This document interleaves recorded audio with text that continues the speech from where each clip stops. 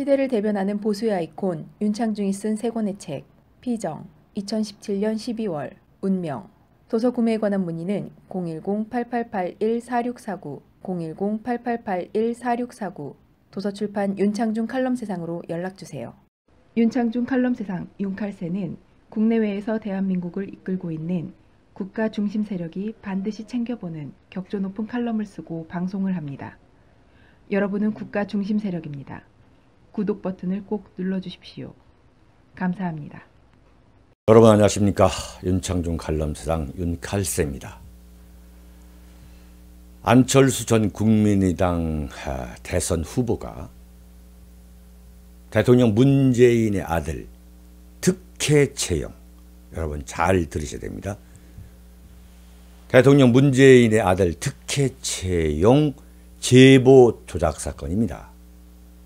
그러니까 그 특혜 사건과는 별개로 특혜라고 제보했다는 거, 그 자체가 국민의당에서 이유미라는 여성이 조작한 것이다. 이게 소위 말하는 문재인 대통령의 아들 특혜 채용 제보 조작 사건이라는 것이죠. 이 사건에 대해서 안철수 씨가 보름여 만에 나타나서 사과를 했죠. 대한민국 언론이 사과를 했다라고 보도한 내용, 여러분 알고 계시죠? 어떤 생각이십니까?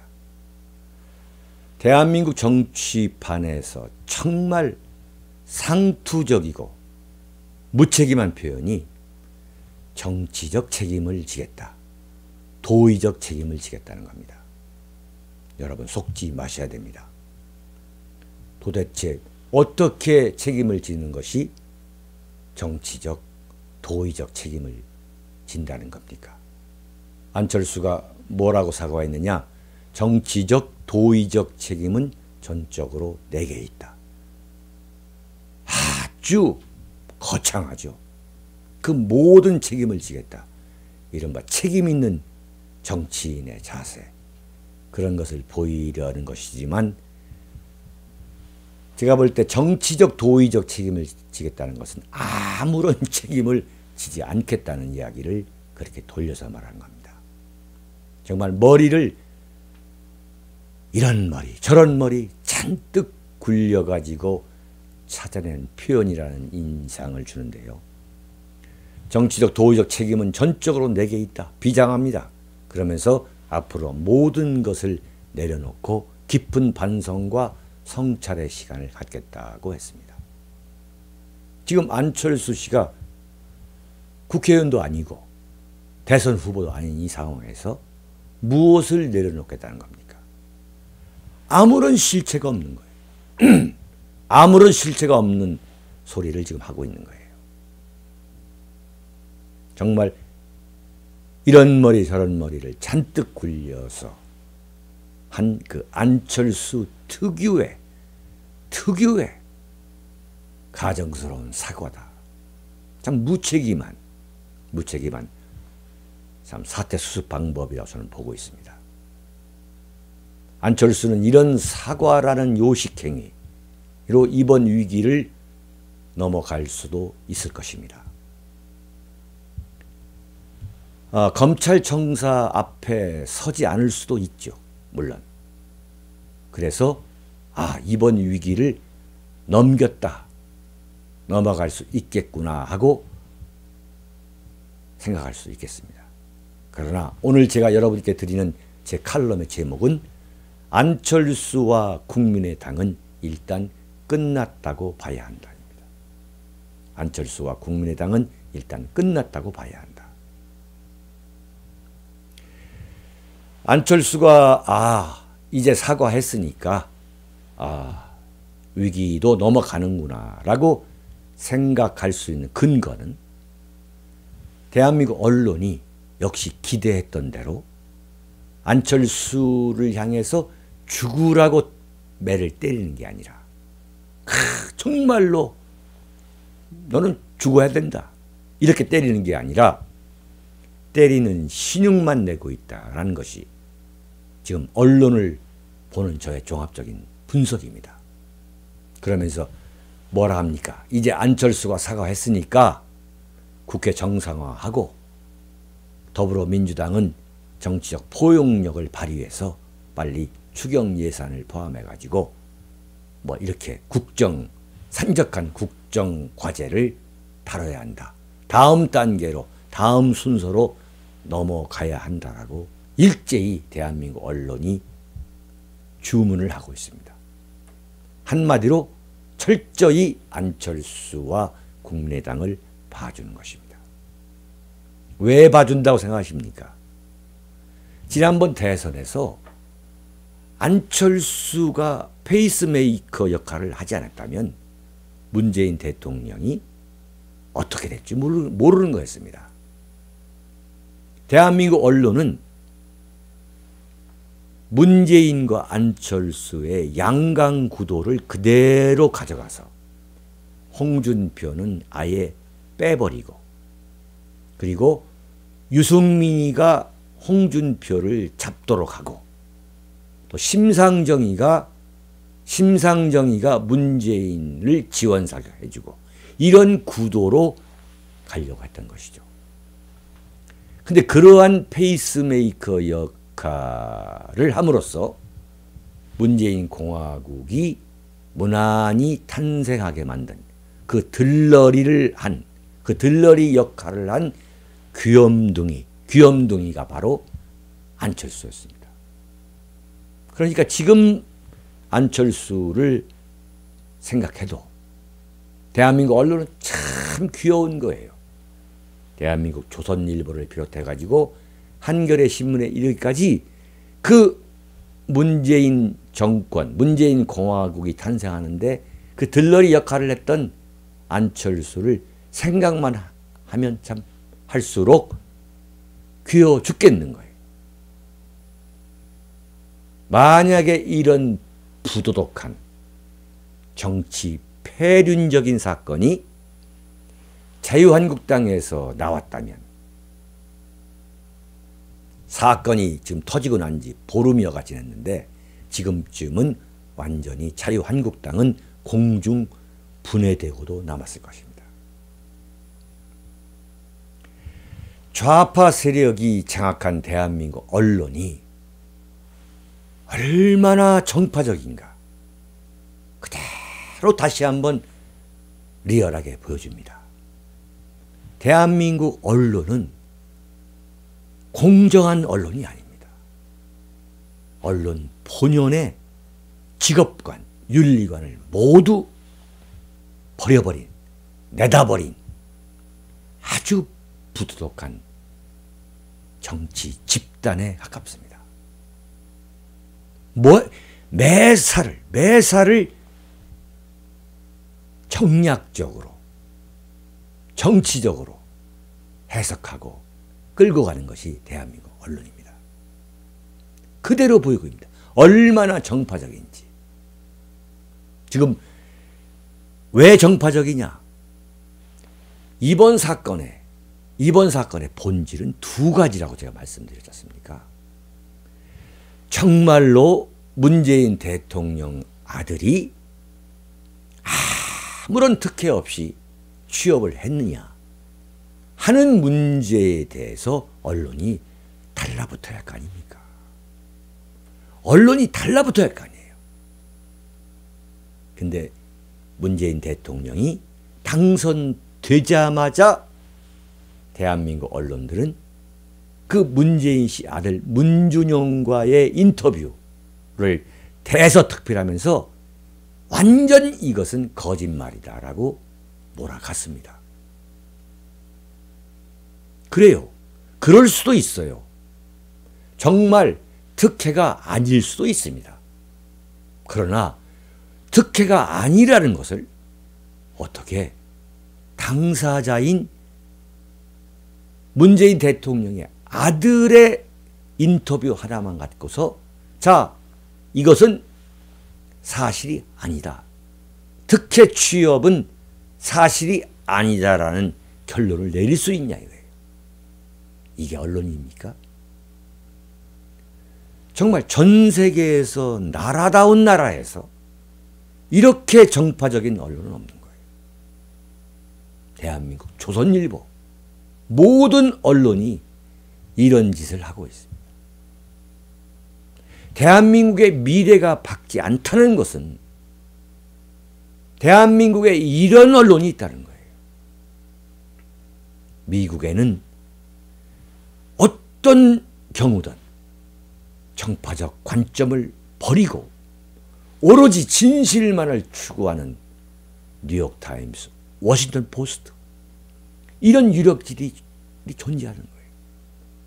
이런 유력지, 대한민국 언론과는 너무나 동떨어진 그러한 선진 언론이 바로 뉴욕타임스와 워싱턴 포스트임에도 불구하고 트럼프 대통령으로부터 전 세계에서 가장 정직하지 못한 집단이 미국의 언론이라는 그런 소리를 듣고 있는데, 정말 트럼프 대통령이 대한민국 언론이 이토록 정파적이고 이토록 부도덕하다는 현실을, 그런 부도덕한 현실을 알게 된다면 정말 무슨 말을 할지 모르겠습니다. 그래가지고 지금 이번 사건의 그 본질은 제보자가 조작됐느냐, 이것도 물론 경천동지할 당연히 부도덕한 사건이죠. 그런데 그 핵심은 뭐냐? 그 핵심은 뭐냐? 과연 특혜가 있었는지 없었는지를 규명하는 것이 무엇보다 중요한 핵심 아니겠습니까? 진실 규명 아니겠어요? 그런데 이번 사건을 다루면서 대한민국 언론은 은근슬쩍 문재인 대통령이 정말 골치를 지끈지끈 알아왔던 이 특혜 의혹 사건에 모든 언론이 서로 똘똘 뭉쳐가지고 이 제보 사건이 조작된 것이 밝혀졌으니까 그렇다면 특혜는 없는 거 아니냐? 특혜는 없었다. 이런 식으로 지금 면죄부를 주고 있는 거예요. 여러분, 박근혜 대통령 탄핵 사태에서부터 지금 이러한 상황에 이르게 된 것, 그 결정적인 원인 중 하나가 바로 최순실 씨의 딸 정유라 특혜 입학 사건 아닙니까? 대한민국 언론이 진정으로 언론이라면 정유라 사건과의 형평성이라는 문제를 살펴봐야 되는 거 아니겠습니까? 대한민국 언론이 과연 이 문재인 대통령 아들의 이 취업 특혜 의혹 사건에 대해서 어느 정도 달려들었습니까? 탈탈 털었는데도 그 전공인, 그 신상 털기, 탈탈 털기 보도, 그게 최대의 장기인데도 불구하고 그 실력을 유감없이 발휘했는데도 불구하고 그런 의혹이 말끔히 해소된 것입니까? 아니면 차제에 지금 면죄부를 주고 있는 겁니까? 안철수의 사과를 계기로 이 사건은 종지부를 찍으려 한다 이거죠. 문재인 대통령 아들 문준용 씨의 특혜 취업 의혹 사건도 종지부를 찍고, 그리고 안철수, 이와 관련한 안철수의 문제도 종지부를 찍겠다. 이게 바로 지금 언론의 의도 아니겠습니까? 정유라와의 형평성 차원에서 대한민국 언론은 자신들의 영혼을 내다 팔았다 라고 저는 대한민국 현대 정치사와 현대 언론사에 분명히 기록하려 합니다. 강자에게는 한없이 약하다가 지금 바로 이런 상황이죠. 그 강자가 힘이 빠지면, 힘이 빠지는 것을 눈치채면 달려들어서 물어뜯고 할 귀는 전형적인 하이에나 언론의 단면을 그대로 보여주고 있습니다. 문재인 대통령으로서는 너무너무 고마운 사건이 아닐 수 없습니다. 문재인 대통령으로서는 정말 국민의당과 안철수 그리고 이유미에게 그리고 박지원에게 표창장, 감사장이라도 주고 싶은 심정일 것입니다. 정말 고마운 사건이 아닐 수 없습니다. 그러나 대한민국 언론이 문재인 대통령 일가의 결백을 대신 보여주고 안철수를 이 정도에서 봐주는 것으로 끝내려 해도 안철수는 제가 보기에 정치 생명이 국민의당이라는 플레이그라운드 안에서 국민의당이라는 그러한 운동장 안에서는 일단 끝났다. 저는 그렇게 봅니다. 제가 단언하건대 안철수가 국민의당을 가지고 대권을 잡는다는 것은 그가 모든 것을 내려놓던 아니던 완전히 끝났다라고 저는 봅니다. 아마 국민의당이라는 간판을 갖고 다시 대선 후보가 되는 일도 없을 것이라고 저는 내다봅니다.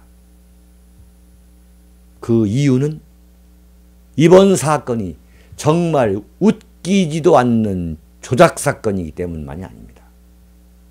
그 웃기는 조작 사건을 다루는 안철수식 해법이 정말 웃기지도 않기 때문입니다.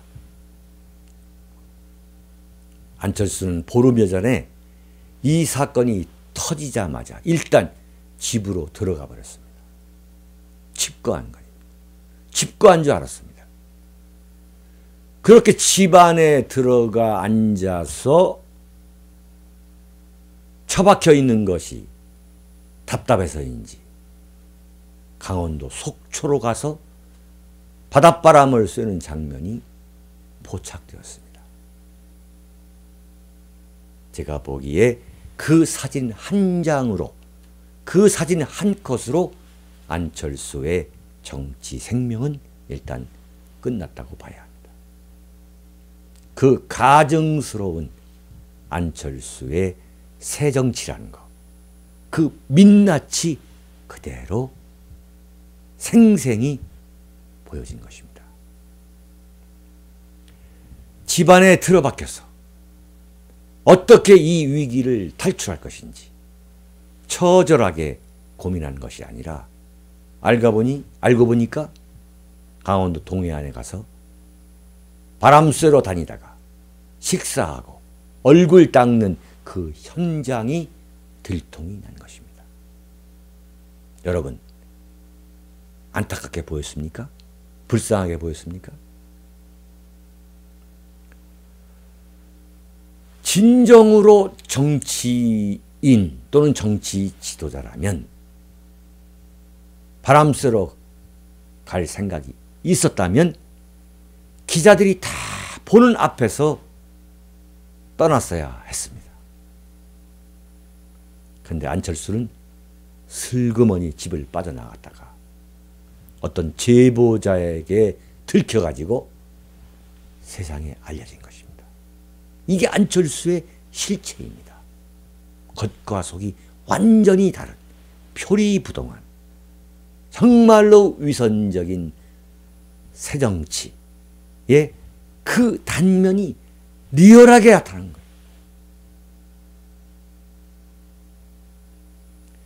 저는 볼 때 그것으로 안철수가 5년 전 정치판에 들어오면서 들고 나왔던 새정치라는 것,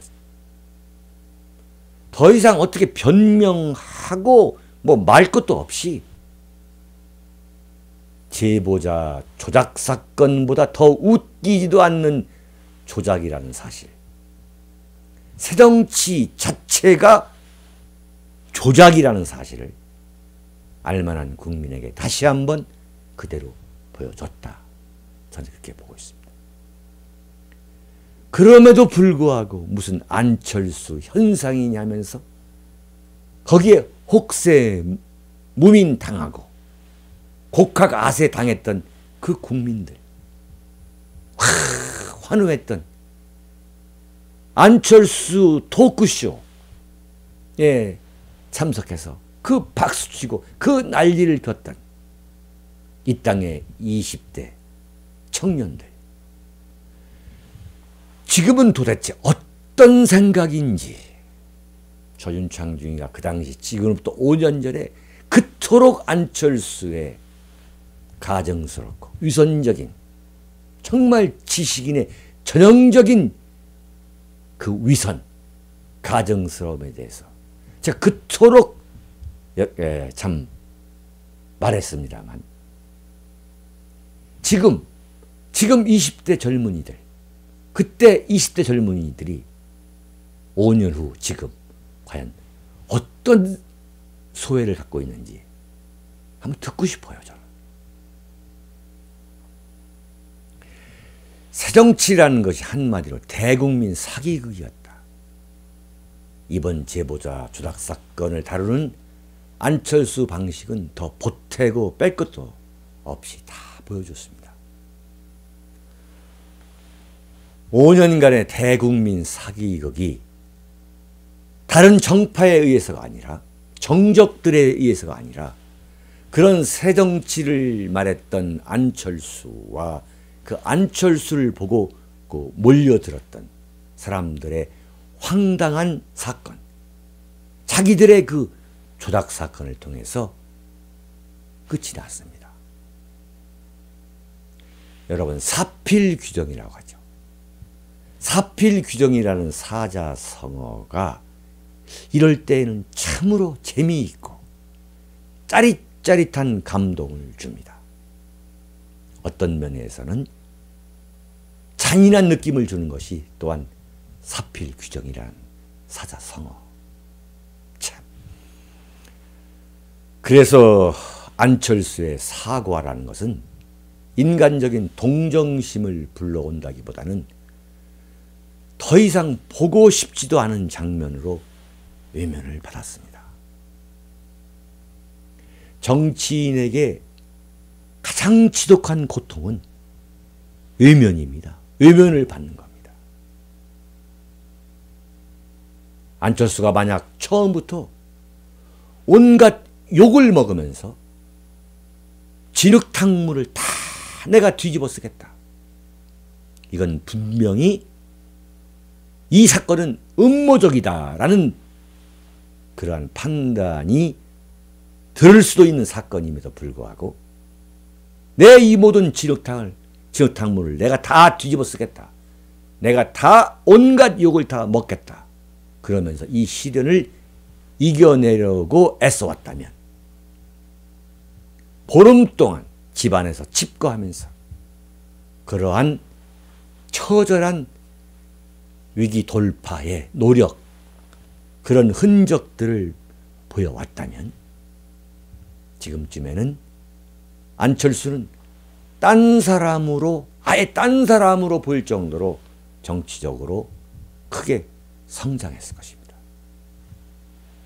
그런데 박지원과 똑같이 일단 소나기를 피하고 비가 멈추면 짠 하고 나타나서 결백을 주장하겠다.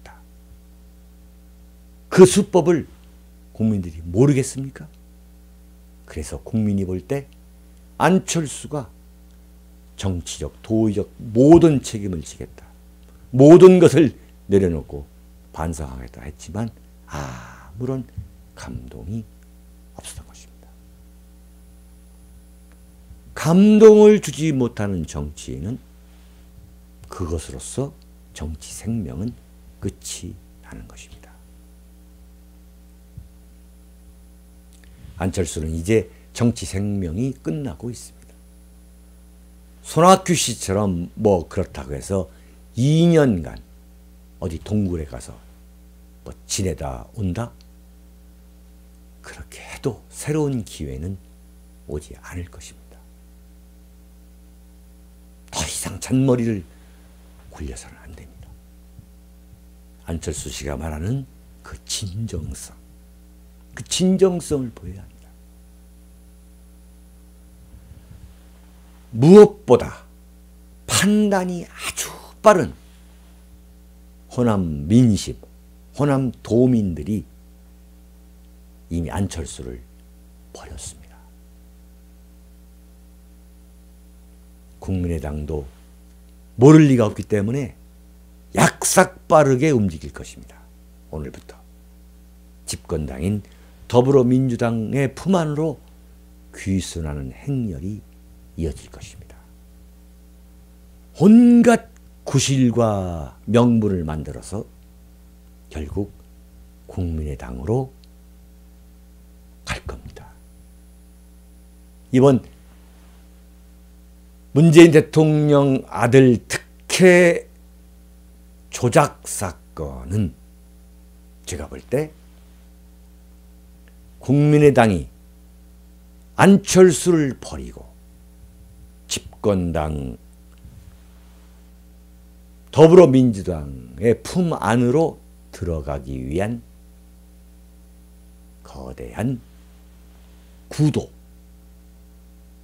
구도의 시작이다 라고 저는 봅니다. 그냥 들어갈 수 없으니 어떤 모멘텀을 만들어보자. 저는 그렇게 읽고 있습니다. 이번 조작 사건은 안철수를 버리고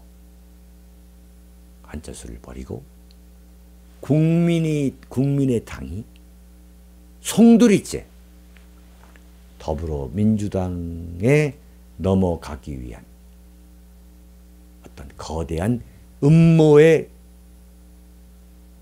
성격일 수도 있다. 저는 그렇게 분석합니다. 그렇다면 안철수는 바로 여기에서 자신의 미래를 생각해야 한다. 국민의당으로부터 국민의당과 호남 민심으로부터 버림받은 나. 그러면 어떻게 해야 할 것인가? 여기에서 안철수는 자신의 재기 문제를 생각해야 할 것입니다. 그렇지 않고 그런 말장난으로는 설령 검찰청 앞에 서게 되는 그런 위기, 그러한 형사적 위기는 극복할 수 있겠습니다만 정치적 위기, 자신의 정치 생명을 다시 재기시킬 수 있는 그런 기회는 찾지 못할 것으로 저는 분석합니다. 사랑하고 존경하는 국민 여러분, 마치겠습니다. 시대를 대변하는 보수의 아이콘 윤창중이 쓴 세 권의 책 피정 2017년 12월 운명 도서 구매에 관한 문의는 010-8881-4649 010-8881-4649 도서출판 윤창중 칼럼세상으로 연락주세요. 윤창중 칼럼세상 윤칼세는 국내외에서 대한민국을 이끌고 있는 국가 중심 세력이 반드시 챙겨보는 격조 높은 칼럼을 쓰고 방송을 합니다. 여러분은 국가 중심 세력입니다. 구독 버튼을 꼭 눌러주십시오. 감사합니다.